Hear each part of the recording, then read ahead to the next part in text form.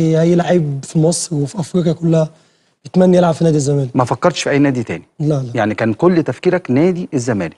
يدي على يدي على يدي. طبعا كل لاعب بيطلع يقول لك اللي بياخد لقطة وبياخدش لقطة. ادي نبيل دونجا او نبيل عماد دونجا ايا كان يعني الاسم، لكن هو معروف بدونجا.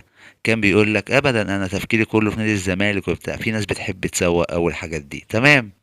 طب نسمع الفيديو اللي جاي ده. لو الاثنين دخلوا عليك اهلي وزمالك والاثنين حطوا ارقام كويسه، يعني تتفضل ايه او انت انتماءاتك ايه؟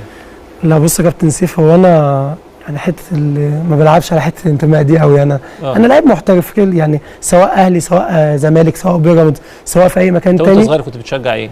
كنت بشجع كوره. اصلا كنت بتتفرج على الباسكت؟ لا. طب الاسره انتماءاتها ايه؟ يعني انا كان والدي الله يرحمه كان اهلاوي.